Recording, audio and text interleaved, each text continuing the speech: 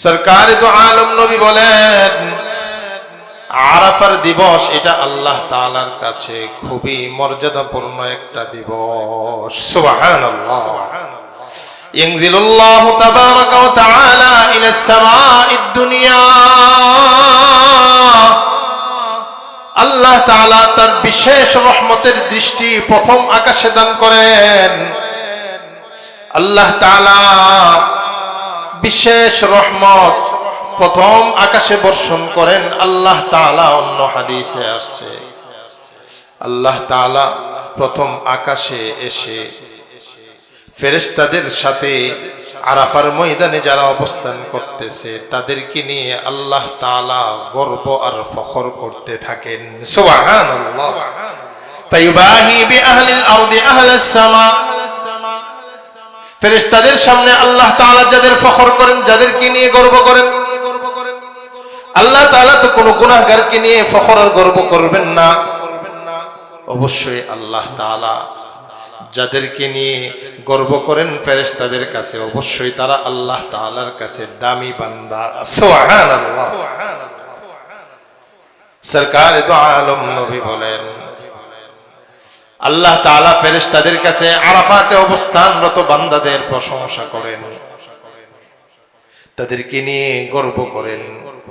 আর ফেরেশতাদেরকে বলেন, উনজুরু ইলা ইবাদি শুসান গুবরা দাহিন। আমার এই বান্দারা যাদের শরীরে ধুলিবালি রয়েছে, ধুলিবালিময় শরীর নিয়ে, এলোমেলো চুল নিয়ে তারা আরাফার ময়দানে আসছে। এই ফেরেশতারা, তোমরা আমার এই বান্দাদের দিকে তাকিয়ে দেখো, এরা আমার সন্তুষ্টি অর্জনের জন্য এলোমেলো হয়ে সাজ সজ্জাবিহীন তারা আমাকে ডাকার জন্য, আমার কাছে দোয়া করার জন্য উপস্থিত হয়েছে। ইয়ারজুনা রাহমাতি ওয়া লাম ইয়ারাউ আযাবি ওয়া জাউ মিন কুল্লি ফাজ্জিন আমিক। আমার এই বান্দারা মক্কার আশপাশ থেকে আসে নাই, আরবের আশপাশ থেকে আসে নাই, শুধু আরবের চতুর্পাশে যে দেশগুলো, এই দেশগুলো থেকে আসে নাই। জাউ মিন কুল্লি ফাজ্জিন আমিক। পৃথিবীর দূর দূরান্ত প্রান্ত থেকে তারা এই ময়দানে আসছে। সুবহানাল্লাহ। পৃথিবীর দূর দূরান্ত প্রান্ত থেকে তারা এখানে উপস্থিত হয়েছে। কেন উপস্থিত হয়েছে জানোনি? ইয়ারজুনা রাহমাতি ওয়া লাম ইয়ারাউ আযাবি। তারা কিন্তু আমার আযাব স্বচক্ষে দেখে নাই। আমার নাফরমান বান্দা যারা, তাদেরকে যে আমি আখিরাতে আযাব দেব, এই আযাব তারা দেখে নাই। কিন্তু তারপরেও তারা আমার রহমতের আশায় তারা এই ময়দানে পৃথিবীর প্রান্ত থেকে এখানে আগমন করেছে। সুবহানাল্লাহ।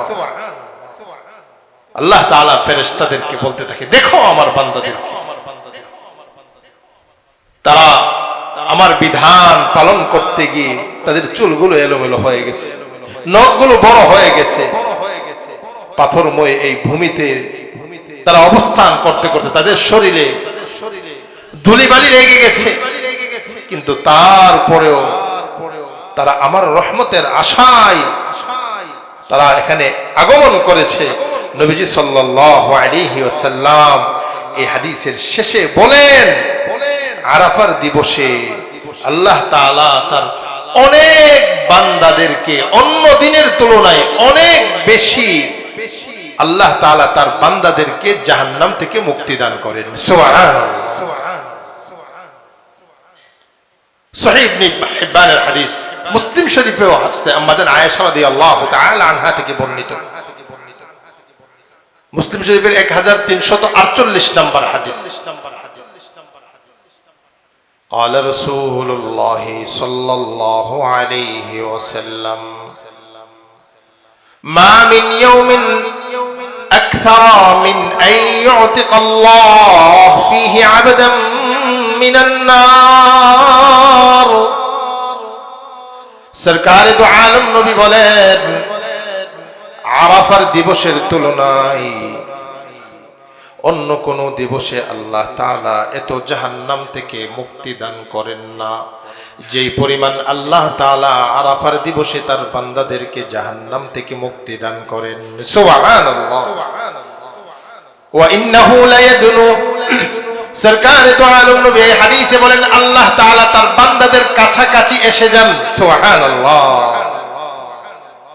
আল্লাহ তাআলা তার বান্দাদের কাছাকাছি এসে যান। ওয়া ইউবাহি বিহিম মালাইকা, ফেরেশতাদের সাথে তার বান্দাদেরকে নিয়ে আল্লাহ ফখর করতে থাকেন, গর্ব করতে থাকেন, আমার এই বান্দারা আমাকে পাওয়ার জন্য আসছে। তারা এখানে আসছে কেন? তারা তাদের পরিবার ছেড়ে আসছে, সম্পদ খরচ করে আসছে, এত কষ্ট তারা এখানে আসার দ্বারা তারা কষ্ট কাটাইতেছে, কিন্তু তারপরেও তারা এখানে আসছে। এখানে এসে তারা কেন আসছে? আল্লাহ তাআলা ফেরেশতাদেরকে প্রশ্ন করে, মা আরাদা হাউলা, এই ফেরেশতারা বলো তো আমার এই বান্দারা কি চাই? সুবহানাল্লাহ বলেন। সুবহানাল্লাহ। ফেরেশতাদেরকে আল্লাহ তাআলা প্রশ্ন করেছেন, বলো আমার এই বান্দারা কে চান? প্রশ্নের উত্তর এখানে উজ্জ্বল, লুকায়িত। মা আরাদু ইল্লা আল মাগফিরাতা ওয়ার রাহমাতা, তারা একমাত্র আপনার দয়া এবং আপনার ক্ষমা চাই। সুবহানাল্লাহ। আরাফার ময়দানে হাজী সাহেবরা ওখানে উপস্থিত হয়ে দোয়ার মধ্যে ব্যস্ত থাকেন, শুধু দোয়া আর দোয়া। উম্মতের কোন কোন উলামায়ে কেরাম বলেন আরাফার ময়দানে সাধারণ মানুষ যারা, তারা তো দোয়া করেন, যারা কোরআনে কারীমের তেলাওয়াত করতে পারেন তারা কোরআনে কারীমের তেলাওয়াত শুরু করে দিবেন। সুবহানাল্লাহ বলেন। সুবহানাল্লাহ। কারণ হাদিস শরীফে আসছে যে ব্যক্তি কোরআনে কারীমের তেলাওয়াত নিয়ে ব্যস্ত থাকে, কোরআন নিয়ে ব্যস্ত থাকে, অন্যরা দোয়া করে যা পাবে সে দোয়া না করেও তাদের চাইতে বেশি পাইবে। সুবহানাল্লাহ। আতাইতুহু আফযালা মা উতিয়া সাইল, এই দুইটা হাদিসের মাধ্যমে আরাফার দিবসে আরাফার ময়দানে যারা অবস্থানরত তাদের কি মর্যাদা এবং তাদের ব্যাপারে তিরমিজি শরীফের হাদিসে আসছে 3585 নম্বর হাদিস। আল্লাহ রাসূল সাল্লাল্লাহু আলাইহি ওয়াসাল্লাম ইরশাদ করেন, খায়রুদ দুআ ইয়াউমি আরাফা, উত্তম দোয়া হলো আরাফার দিবসের দোয়া। এখানে হাদিস ব্যাপক, আরাফার দিবসে দোয়ার আমল। যারা আরাফাতে অবস্থান করতেছে তারাও দোয়াতে তাদের সময়টা কাটায়।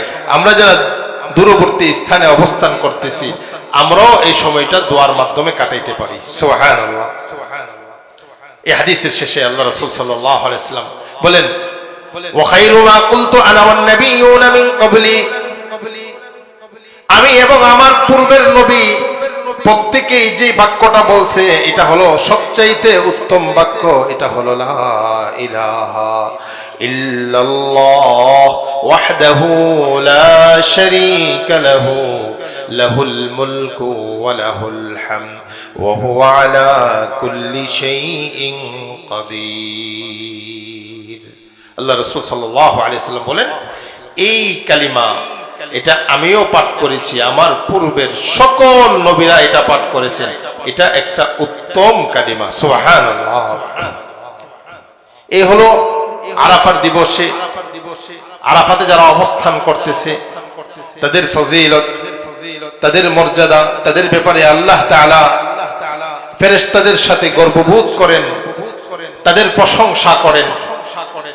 আবার আরাফার দিবস এটা দোয়ার দিবস, এটাও হাদিস দ্বারা প্রমাণিত। আমরা যারা দূর দূরান্তে আছি আমাদের জন্য আরেকটা আমল, সেটা হলো রোজা। বিশেষ করে আরাফার দিবসের রোজা। যারা এই পুরা 9 দিন রোজা রাখতে হয়তো কোনো কারণে কেউ পারে নাই, তো কমপক্ষে আরাফার দিবসের যে রোজাটা এটা রাখা চাই। এটার ব্যাপারে কি ফজিলত আসছে যে এক রোজা, যেই রোজার মাধ্যমে আল্লাহ তাআলা পিছনের 1 বছর সামনের 1 বছরের গুনাহ মাফ করবেন। সুবহানাল্লাহ। মুসলিম শরীফের 1162 নম্বর হাদিস। এছাড়া অন্যান্য হাদিসের কিতাবেও এই হাদিস আসছে। আল্লাহ রাসূল সাল্লাল্লাহু আলাইহি ওয়াসাল্লামকে সাহাবায়ে কেরাম রোজা সম্পর্কে প্রশ্ন করছেন, লম্বা হাদিস। তো নবীজি সাল্লাল্লাহু আলাইহি ওয়াসাল্লাম রোজা সম্পর্কে আলোচনা করার পর আরাফার রোজা সম্পর্কে যখন প্রশ্ন করা হইল, তখন আল্লাহ রাসূল সাল্লাল্লাহু আলাইহি ওয়াসাল্লাম ইরশাদ করেছেন, قال رسول الله صلى الله عليه وسلم صيام يوم عرفة أحتسب على الله أن يكفر السنة التي قبله والسنة التي بعدها।